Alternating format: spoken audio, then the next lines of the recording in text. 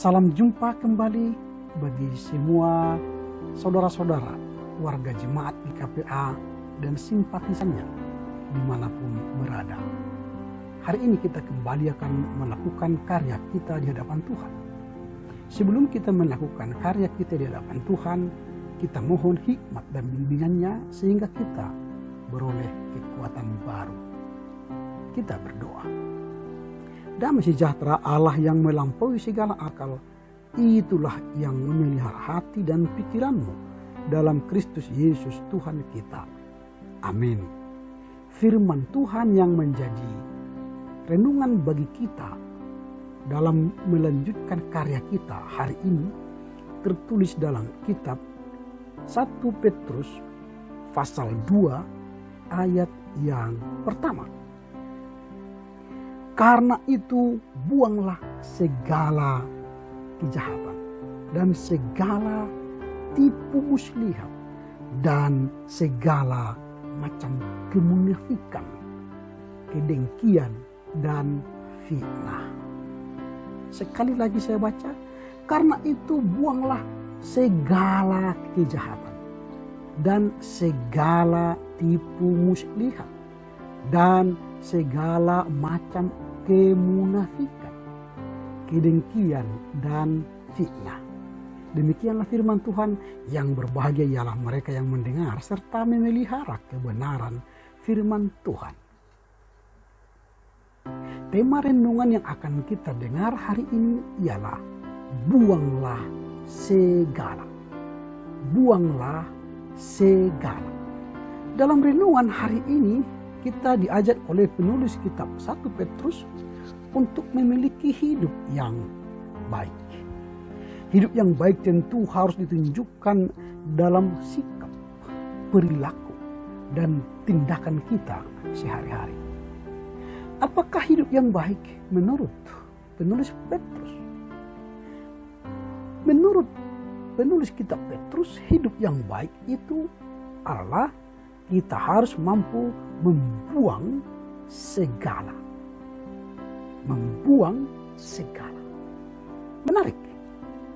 Kata segala dalam kalimat ini menjadi kata kunci untuk menjadi orang yang baik. Penulis Petrus mengajak kita untuk membuang.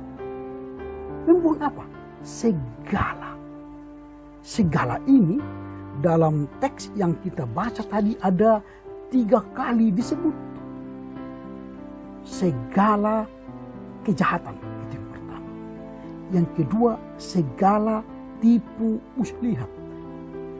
Lalu yang ketiga, sebenarnya dalam teks aslinya kalau kita baca ialah segala fitnah. Kemunafikan dan kedengkian tidak disebut segala, karena dalam bahasa aslinya itu sudah jamak.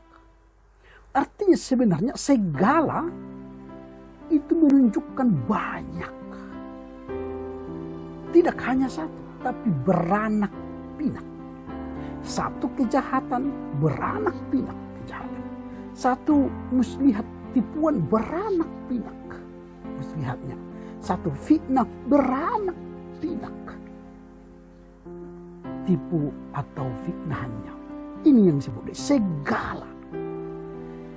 Ini yang menarik kita telusuri dalam teks ini. Karena segala itu menjadi kata kunci untuk memahami manusia yang baik. Nah, jadi penulis Petrus ini mengatakan segala itu mau menunjukkan bahwa ada macam-macam keturunan dari kejahatan, dari tipu muslihat, dari fitnah, kemunafikan, dan kedengkian. Ini yang mau disebut oleh Petrus. Maka hati-hatilah, buanglah segala itu. Tidak perlu itu. Yang tadi itu tidak perlu. Nah, kalau kita bisa membuang segala sesuatu dosa itu, maka hati-hati, jangan terlampau merasa cepat puas. Wah, aku sudah bisa membuang kejahatan. Aku sudah bisa membuang tipu muslihat. Sudah bisa membuang fitnah. Sudah bisa membuang kemunafikan dan kedengkian. Lalu puas. Jangan. Karena apa? Saya katakan tadi, kata segala itu, kejahatan itu ada turunan-turunannya. Lalu kalau kita musnahkan kejahatan, juga ikutlah turunan-turunan kejahatan itu. Itulah segala tadi. Kalau kita buang kemunafikan, turunan-turunannya juga buang. Kalau kita buang fitnah, turunan-turunan fitnah juga buang. Misalnya, begini. Contoh, ini contoh, tidak semua kita bahas. Karena itu 5 tadi. Hanya coba kita 2 bahas. Kejahatan. Oh, saya diperintahkan oleh Petrus untuk membuang segala kejahatan. Lalu saya hanya buang kejahatan. Turunannya tidak buang. Itu tidak baik. Tapi buang kejahatan dan juga turunannya. Apa rupanya turunan kejahatan? Turunan kejahatan jika kita lihat ialah iri dengki. Kalau saya iri dan dengki kepada orang, itu kejahatan. Buang berarti kejahatan juga turunannya apa? Iri dengki. Apalagi berusaha mencelakakan orang. Itu turunan kejahatan. Apalagi berniat jahat menghancurkan orang lain. Apalagi turunan kejahatan. Senang melihat orang lain susah. Apalagi suka bertengkar. Itu keturunan kejahatan. Maka kalau kita buang kejahatan, buanglah iri dengki, buanglah orang sifat yang mencelakakan orang, buanglah niat jahat, buanglah rasa senang jika mencelakai orang, buanglah suka bertengkar. Artinya kejahatan yang kita buang, tapi juga turunannya buang. Itu yang dimaksud oleh penulis 1 Petrus. Jadi buanglah kejahatan, ikut turunannya. Itu yang pertama, kita lihat kejahatan. Lalu kita lihat yang kedua, contoh fitnah. Apa turunan fitnah? Fitnah turunannya ialah menggosip, menyebar hoax yang tidak benar keaslian beritanya, lalu kita sebar ke orang. Lalu kita berpikir negatif atau suka melihat kejahatan orang lain, melihat selumbar di mata orang padahal sebalok di matanya nggak dilihatnya. Atau dia suka merasa diri lebih benar. Aku yang benar, mereka itu nggak benar itu. Itu fitnah. Jadi kalau kau ingin membuang fitnah, buanglah turunannya itu. Buang gosip, hoax, berpikir negatif, melihat kesalahan orang lain, merasa diri paling benar, buanglah itu.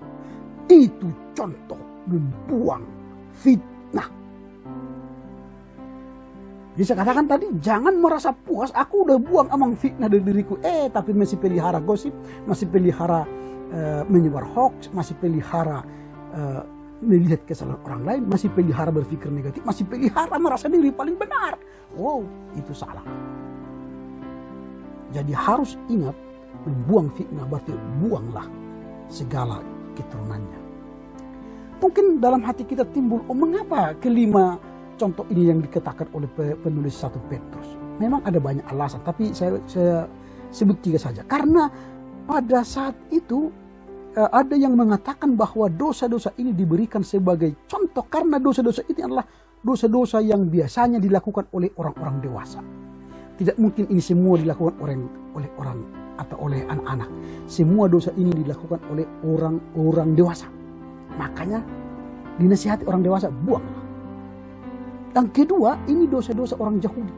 Yang ketiga, ini adalah merupakan dosa yang paling potensial merusak persekutuan jemaat dan keluarga.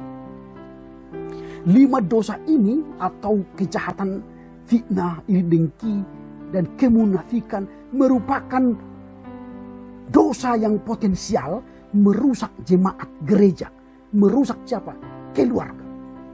Maka supaya keluargamu tidak rusak, supaya gerejamu tidak rusak, buanglah segala itu. Ini yang dinasihati oleh Petrus sekarang. Nah, bagaimana caranya? Berefleksi dari teks hari ini, bagaimana caranya supaya kita membuang dosa segala itu dari diri kita? Sederhana. Karena nanti kalau kita ayat 2 kita baca, maka kita akan menemukan caranya. Caranya ialah mendekatlah dengan firman.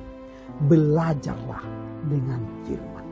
Orang-orang yang suka belajar firman, maka dia akan terhindar dari segala kejahatan, tipu muslihat, kedengkian, fitnah, dan kemunafikan. Terhindar. Jadi kalau orang-orang suka melakukan kejahatan, munafik, iri, dengki, dan sebagainya, berarti dia tidak suka belajar firman. Atau orang mengatakan aku belajar firman Tuhan, tapi tingkah lakunya melakukan kejahatan, itu orang munafik. Tiap hari menyebar firman, tapi tingkah lakunya jahat. Fitnah, iri dengki, penyebar hoax. No, jangan lakukan itu. Karena itu tidak baik. Oleh karena itu penulis kitab 1 Petrus ini mengajak kita buanglah segala. Supaya apa? Supaya kita bisa belajar firman, memahami firman, mengerti firman, dan melakukannya dalam kehidupan sehari-hari. Jadi bagaimana? Mulailah hari ini dengan berbuat baik. Dengan cara apa? Buanglah segala dosa itu. Mereka yang memelihara kebencian, iri hati, iri dengki, kemunafikan, berarti dia tidak mau belajar firman Tuhan. Tapi orang yang mau belajar firman Tuhan akan membuang segala itu. Karena itu, janganlah sama seperti anak-anak dalam pikiranmu. Jadilah anak-anak dalam kejahatan, tetapi dewasa dalam pikiranmu. Saya ulangi, jadilah anak-anak dalam kejahatan, tetapi dewasalah dalam pikiranmu. Apa artinya? Menjadi anak-anak dalam kejahatan berarti kita harus membuang dosa. Sedangkan menjadi orang dewasa dalam pemikiran berarti kita apa? Belajar firman Tuhan. Kiranya Tuhan memberkati saudara, membuang segala dosa, dan menolong saudara belajar firman-Nya, supaya kita beroleh hidup yang kekal. Tuhan Yesus yang berkati dan menolong kita berkarya hari ini. Amin, kita berdoa. Terima kasih Bapa. Firman-Mu mengajar kami membuang segala sesuatu. Tolong kami untuk kuat dan mampu membuang segala sesuatu. Dosa, kejahatan, munafik, tipu muslihat, kedengkian dan fitnah. Sehingga kami setiap hari menjadi orang-orang yang belajar firman-Mu dan melakukan kebaikan. Terpujilah Engkau Bapa dalam Kristus Yesus. Amin. Selamat pagi, selamat beraktivitas, tetap jaga kesehatan. Horas, horas, horas.